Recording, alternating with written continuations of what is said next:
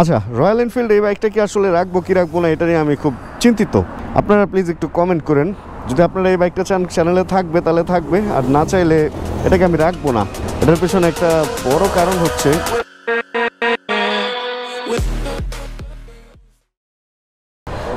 রাস্তার ঠিক ওই পাশটাতে হচ্ছে শেরেবাংলা কৃষি বিশ্ববিদ্যালয়ের লেখা, অ্যান্ড রাস্তার এই পাশটাতে হচ্ছে বিশাল বড় একটা গেট, অ্যান্ড ভেতরে রানওয়ে দেখা যাইতেছে। তার মানে নিঃসন্দেহে বোঝা যেতেছে যে এটা একটা, আরে বেটা করে কি, নিঃসন্দেহে বোঝা যেতেছে যে এটা পুরান এয়ারপোর্টের রানওয়ে ঢোকার একটা গেট। আর এই গেটটা মনে হয় নতুন করছে, কারণ আগে এত বড় গেট ছিল না। আগে এক সময় ওয়ালও ছিল ছোট, গেটগুলোও ছিল নিচু, চাইলে উপরে দিয়ে পার হওয়া যেত, মানে যখন তালা দেওয়া থাকতো। অ্যান্ড ভিতরের সেই জঙ্গলগুলা পুরান আমলের অনেক স্মৃতির কথা আমাকে মনে করায় দিচ্ছে, কারণ ওই ভিতরে আমরা খেলতাম এক সময়, বাট এখন ওইখানে ঢোকা যায় না। আর এই হচ্ছে আমার সেই রয়্যাল এনফিল্ড, যেটাকে আজকেও নিয়ে বেরোইছি। আর আজকে আমি যাব 10 নম্বর সেক্টরে উত্তরা, কারণ মার ওই মেডিসিনটা শেষ হয়ে গেছে। আচ্ছা, রয়্যাল এনফিল্ড এই বাইকটা কি আসলে রাখবো কি রাখবো না এটা নিয়ে আমি খুব চিন্তিত। আপনারা প্লিজ একটু কমেন্ট করেন। যদি আপনারা এই বাইকটা চান চ্যানেলে থাকবে তাহলে থাকবে, আর না চাইলে এটাকে আমি রাখবো না। এটার পেছনে একটা বড় কারণ হচ্ছে এটার মাইলেজ নিয়ে আমি একটু শঙ্কিত। এখন তো কাত হয়ে আছে, এই জন্য অনেকগুলা কাটা দেখাইতেছে। যখন চালায় আসতেছিলাম এখন কয়টা 5টা কাটা দেখাইতেছে, কিন্তু যখন এইভাবে সোজা থাকে চালায় আসতেছিলাম যখন 3 কাটা দেখাইতেছিল। অ্যান্ড কিলোমিটার আমি চালাইছি কত জানেন? মাত্র 153 কিলো। এতে যদি 4 কাটা তেল শেষ হয়ে যায়, কই নাম একটু পরে চালাইলেই দেখবেন 3 কাটাতে নেমে আসবে। ঘড়ির টাইম আসো, হ্যাঁ 5টা 16 বাজে। মানে এই মাইলেজ যদি হয় তাহলে এই বাইক আমার চালানো পসিবল হবে না। এই হলো আমার অবস্থা। আর আরেকটা জিনিস আপনাদের সাথে শেয়ার করি, এটার ইঞ্জিন অয়েল দেখার একটা জায়গা আছে, ওই যে দেখেন নিচে ওইটা দিয়ে আপনি চাইলে ইঞ্জিন অয়েলের অবস্থা দেখতে পারবেন। এরকম সোজা করলে, মা গো মা, ভার সোজা করলেই যদি ইঞ্জিন, এই যে দেখছেন ইঞ্জিন অয়েল ভরে গেছে, দেখা যায় কি না। অ্যান্ড কাট করলে আবার ওই পাশে চলে যায়, তখন আর দেখা যায় না। এই হলো অবস্থা। অ্যান্ড এই জিনিসটা যাতে সবসময় টাইট থাকে খেয়াল রাখবেন। আচ্ছা, ইঞ্জিন অয়েল দেখার কথা কেন বললাম? ইঞ্জিন অয়েল যদি পরিমাণে কমে যায় তাহলে আপনি চাইলে ইঞ্জিন অয়েল টপ আপ করতে পারবেন। ইন্ডিয়াতে এইভাবেই চালায়, দেখা যায় ওরা ইঞ্জিন অয়েল চেক করে অ্যান্ড টপ আপ করে। অ্যান্ড ওই হিসাবে বাংলাদেশে বলে যে রয়্যাল এনফিল্ড 10,000 কিলোমিটার পর্যন্ত 1 ইঞ্জিন অয়েল চালানো যাবে, কিন্তু আসলে 1 ইঞ্জিন অয়েলে 10,000 কিলো কিন্তু এমনি এমনি চালায়েন না কেউ। খেয়াল রাখেন যে কমছে কিনা, কারণ কমলে ইঞ্জিনে বিশাল একটা চাপ পড়বে, আর যদি কমে সেক্ষেত্রে টপ আপ করতে হবে। চলেন, সুন্দর কৃষ্ণচূড়া গাছের নিচ থেকে আমরা রওনা করি। আর নিচেও অনেক সুন্দর দেখেন কৃষ্ণচূড়া ফুল পড়ছে, ভালো লাগতেছে না দেখতে? অনেক কৃষ্ণচূড়া গাছ তো এখানে, পুরো এই সাইডটা পুরো লাল রেড কার্পেট হয়ে আছে। সম্মাননা দিতেছে প্রকৃতি আমাদেরকে। আমি এখানে যখন এসে থামছি ক্যামেরা লাগানোর জন্য, তখনও এত ভিড় ছিল না, কিন্তু হঠাৎ করেই সব মনে হয় অফিস আদালত ছুটি হইলো, অ্যান্ড ভিড়টাও বাড়া শুরু হইলো। পেছনের বাইকটা এত হর্ন দিতেছে কেন? ওই যে একদিন বলছিলাম না যে হর্ন কারা বেশি দেয়, চিনে রাখুন। এই পিঙ্কি পিঙ্কি মাইক্রোবাস, এই আরেকটা রয়্যাল এনফিল্ড, ওইটা বুলেট। অ্যান্ড উনি অনেক কভার টভার লাগাইছে, ক্র্যাশ গার্ড লাগাইছে। এই লাইটের উপরে এই কভারগুলো লাগায় কি হয় আসলে? কভারে কি আইসা কেউ গুতা দিলে কভার ভাঙবে না, এই জন্য লাগায়। আমার তো মনে হয় এই কভার দেখে মনে হইতেছে যে উপরের কভারটা যদি, মানে লাইটের যে মেইন কভারটা, বিল্ট ইন কভার, ওটা ভাঙলে ওইটা চেঞ্জ করতে যে টাকা লাগবে তার চেয়ে তো মনে হয় এই লোহার কভারের দাম বেশি পড়ছে। আর আরেকটা জিনিস, এই লাইট টাইট যেগুলা এখন এটা রয়্যাল এনফিল্ড কোম্পানির জন্য একটু বাজে হবে ব্যাপারটা, যে ইনফরমেশনটা শেয়ার করতেছি। রয়্যাল এনফিল্ডের যে কোনো জিনিসই এখন দেখা যায় খোলা মার্কেটে পাওয়া যায়, তাই আপনারা ওই যে অতিরিক্ত দাম দিয়ে অফিসিয়াল শোরুম থেকে না কিনে চাইলে খোলা মার্কেট থেকে অনেক কিছু কিনতে পারবেন, বাট অরিজিনাল ব্যাপারটা দেখে কিনেন। কিছু কিছু জিনিস আছে যে ফুল সেট কিনতে হয় অফিসিয়াল কিনতে গেলে, কিন্তু বাইরে থেকে কিনলে যেই পার্টটা লাগবে আপনার শুধু ওই পার্টটাই হয়তো পাবেন। ওই সমস্ত ক্ষেত্রে বাইরে দোকানে একটু খোঁজ খবর করলে অবশ্যই পাবেন। উত্তরা অটো কিংয়ে বেচে অনেক কিছুই, বাট এর বাইরে অন্যান্য দোকানের নাম ওইভাবে এখনও জানি না, এই জন্য বলতে পারতেছি না। তবে মিরপুর 60 ফিটে অনেক জায়গায় বিক্রি করে। অনেকেরই দেখছি যে বাইকের এই ব্রেকের লিভার বা এই গিয়ারের লিভার এগুলা ভাঙতেছে, মাথাটা পরে টোরে গেলে গুতা খাইলে এতটুকু মাথা ভেঙে যায়, বা এই পাশের এতটুকু মাথা ভেঙে যায়। অ্যান্ড এটার জন্য ফুল সেট চেঞ্জ করার কোনো দরকার নেই, খালি এই লিভারটা পাওয়া যায়। অ্যান্ড আপনারা চাইলে এই শালি লিভারটা 10 নম্বর বাইক পট্টি থেকে কিনে লাগায় নিতে পারেন। এই জন্য রয়্যাল এনফিল্ড যারা চালান একটু চোখ কান খোলা রাখতে হবে, গ্রুপে পোস্ট দিবেন যে কোনো প্রবলেম পাইলে, আর দেখবেন যে একটা সমাধান পেয়ে যাবেন। কারণ কি, ওই অফিসিয়াল সব কিছুর দাম অনেক বেশি থাকে, সেটা যে ব্র্যান্ডই হোক, সব ব্র্যান্ডেরই। এই হলো অবস্থা।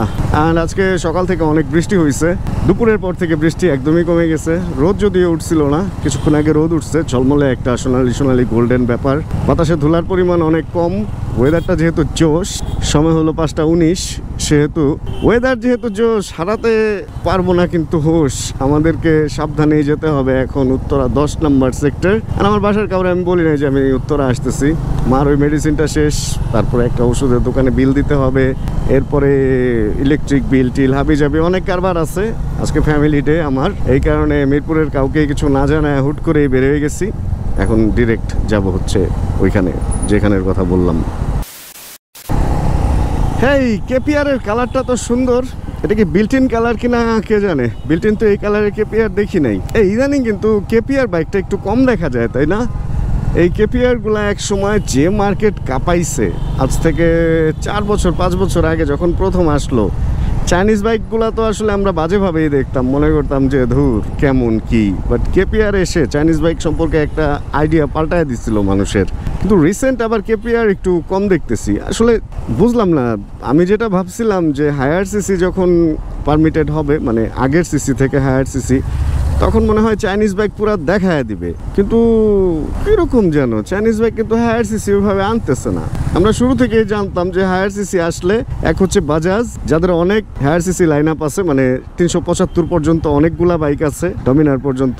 কিন্তু বাজাজও চুপচাপ, অ্যান্ড চাইনিজ কোম্পানিগুলোও চুপচাপ। হায়ার সিসি ওইভাবে কিন্তু আসতেছে না, বাট আসা উচিত। এই একটা জায়গা রে ভাই, এখানে পুলিশ প্রচুর ধরে, সেটা বাইক হোক আর যাই হোক। অ্যান্ড এখানে আজকেও অনেক পুলিশ দাঁড়াইছে, অ্যান্ড পুলিশগুলো একদম এত পুলিশ এখানে দাঁড়াইছে, তার মানে আজকে মোটরসাইকেল ভালোই ধরবে বোঝা যাইতেছে। অ্যান্ড অলরেডি মোটরসাইকেল ধরছে, আর আমাকে ধরবে কিনা আমি ঠিক বুঝতেছি না। এতগুলা পুলিশ দাঁড়াইছে, ধরার সম্ভাবনা আছে আমাকে। আজকে আমার বাইক আমার নামে না, আর আজকে আমাকে ধরলে ব্যাপারটা কেমন হবে। আল্লাহ আল্লাহ, সহায় হও আমাকে যাতে না ধরে। আর এই সিগন্যালটা আমি অনেকক্ষণ ধরে খাইতেছি, আর এখানে এসে ভাবছিলাম যে পার হয়ে যেতে পারবো, বাট 1 2 3 নম্বরে এসে আমি ধরা খেয়ে গেলাম। এই ছাড়ছে না আমাকে ধরার ধান্দা করছে, এটাই তো বুঝতেছি না। চলেন দেখি, ছাড়ছে না আমাকে ধরার ধান্দা করছে, বোঝার বাকি আছে। যাবো এই সিগন্যাল দিছে রে যাইতে। আরে ভাই, পুরো ভয় পেয়ে গেছিলাম যখন সামনে হাতটা দিছে, ভাবছি দাঁড়াইতে বলবে, কিন্তু দেখি নো, আমাকে যেতে বলে দিছে। ওকে চলেন, আমি ভাবছিলাম কি আজকে রাস্তাঘাট অনেক ফাঁকা পাবো, সেই একটা রাইড হবে, কিন্তু যে পরিমাণ ভিড় সামনে দেখতেছি, এতে মনে হইতেছে যে আজকে পুরো রাস্তাটা প্যারা খাইতে খাইতে যাব। এত ভিড় হওয়ার তো কোনো কারণ বুঝতেছি না, অনেক ভিড় আজকে রাস্তায়। একটা আইডিয়াল স্পিড থাকে না, যেই স্পিডটাতে মোটামুটি সুন্দর ক্রুজ হয়। রয়্যাল এনফিল্ডের বাইকগুলোর মধ্যে আমি তো হান্টার আর এই ক্লাসিক দুইটাই রেগুলারই চালাইতেছি, আর যেটা বুঝতেছি যে এই বাইকের 80 হচ্ছে একদম আইডিয়াল স্পিড।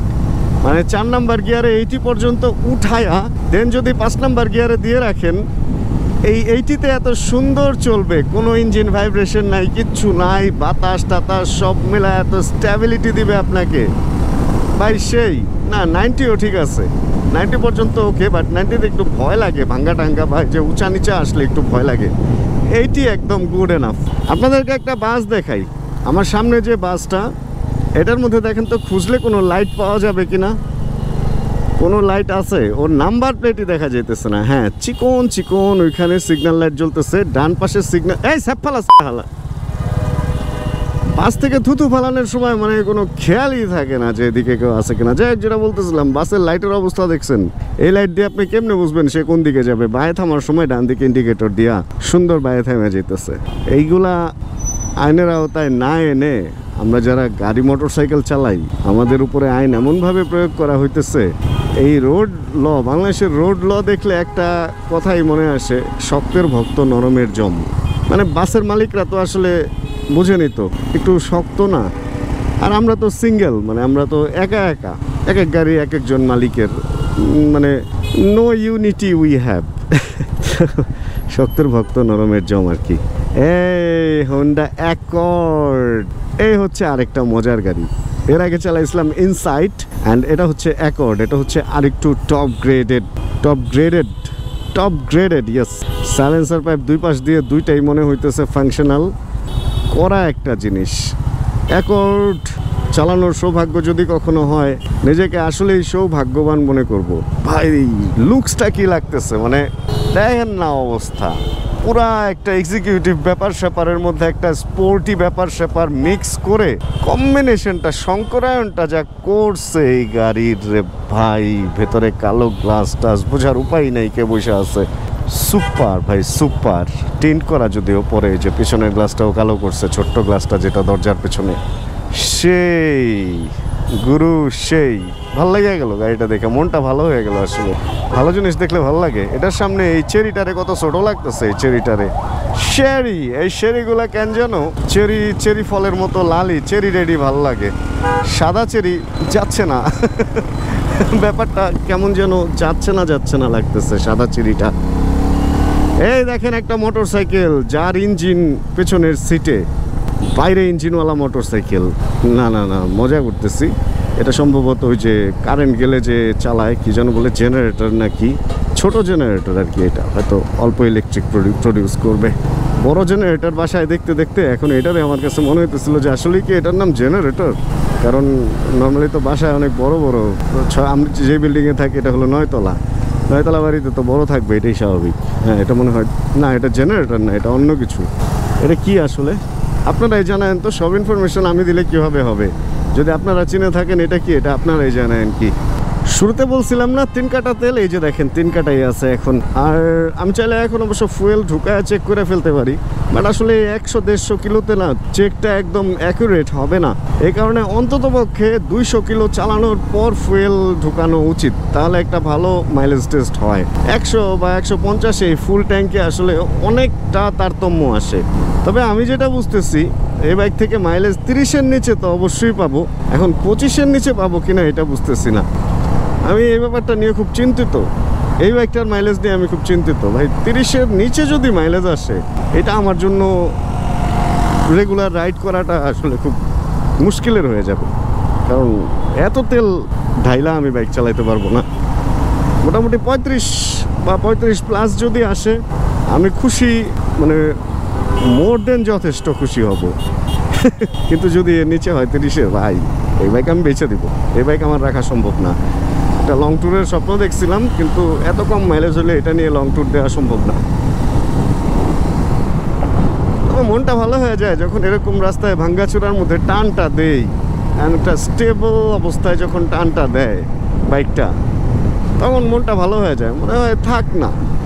বাট যখন মনে হয় যে অনেক খরচ, তখন মনে হয় যাক না।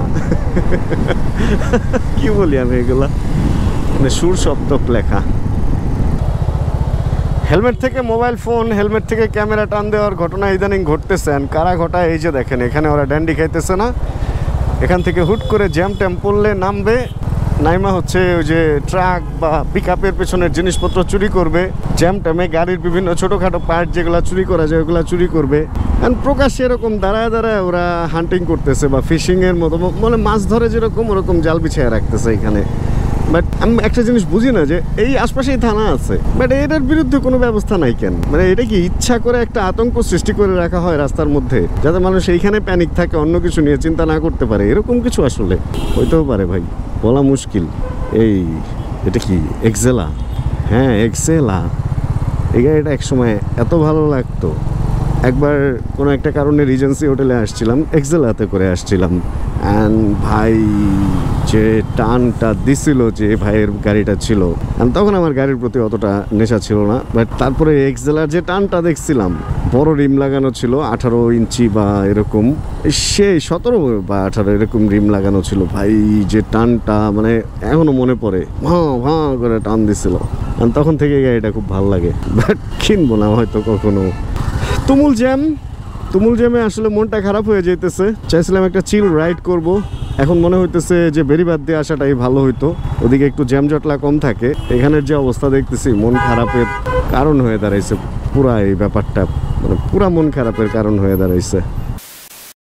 আশুলিয়া যাওয়ার এই যে রাস্তাটা, এই রাস্তাটা আসার পরে মনে হইতেছে রয়্যাল এনফিল্ডটা মনে হয় এই রাস্তার জন্যই তৈরি। ভাই রোডের অবস্থা প্রচন্ড পরিমাণ খারাপ। উপরে হচ্ছে ফ্লাইওভারের কাজ, নিচে হচ্ছে নিচের রাস্তার কাজ, অ্যান্ড মিডলের রাস্তা এটা কখনো ভালো ছিল, কিন্তু দুইটার চাপে এটার অবস্থাও ভালো আর থাকতে পারে নাই। এদিক দিয়ে উঠান আমার রাস্তা টাস্তা হয়ে এই জায়গা হয়ে গেছে অন্যরকম, পুরা ভেজা। দেখেন বৃষ্টি টিষ্টির কোনো কিছু না, কিন্তু তারপরে রাস্তা পুরাই ভেজা। এগুলো হলো বিভিন্ন রকম কনস্ট্রাকশন, হাবিজাবি কাজ টাজ, সাইডে কাদা টাদা হওয়ার কারণে এলাকার লোকজন প্রচণ্ড পরিমাণ সুবিধা বঞ্চিত হচ্ছে এখান থেকে আশুলিয়া যাওয়ার যে রাস্তাটা। আর আমি এই রাস্তা দিয়ে আশা করছি চরম পরিমাণ একটা ভুল, এখন আমাকে দিতে হচ্ছে এই ভুলের মাসুল। এখন চেষ্টা না, আমার 10 নম্বর সেক্টর কাছাকাছি চলে আসছে। যাই হোক, 10 নম্বর সেক্টরে এই কাজটা করার জন্য আজকে এখানে আসছিলাম। এরপরে বাসায় যাব, মাকে ওষুধগুলা দিব, এত মাঝখানে হচ্ছে আরেকটা মেডিসিনের বিল দেওয়া লাগবে। এই আজকে কাজ ছিল, এছাড়া আর তেমন কোনো কাজ নাই। সূর্য মোটামুটি নেমে গেছে নিচে, আর মনে হয় খুব বেশিক্ষণ আলো থাকবে না। এই কারণে মনে হয় ভিডিও থেকে বিদায় নিয়ে নেওয়াটাই ভালো হবে আজকে। তাহলে আজকের ভিডিও থেকে এখানে বিদায় নিয়ে নিচ্ছি। হোপ রাখতেছি ভিডিওটা আপনাদের ভালো লাগছে। ভিডিও ভালো লাগলে ছোট্ট করে একটা লাইক দিয়ে দিন। চ্যানেল যদি নতুন হন প্লিজ সাবস্ক্রাইব করে আমাদের ফ্যামিলি মেম্বার হয়ে যান।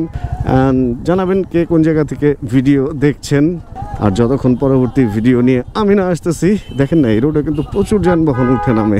যতক্ষণ আমি না আসতেছি ততক্ষণ ইনশাআল্লাহ আমরা থাকবো ভালো, আমরা থাকবো সুস্থ, এবং একোয়া আমার একটা দরকার, মানে এই আর কি।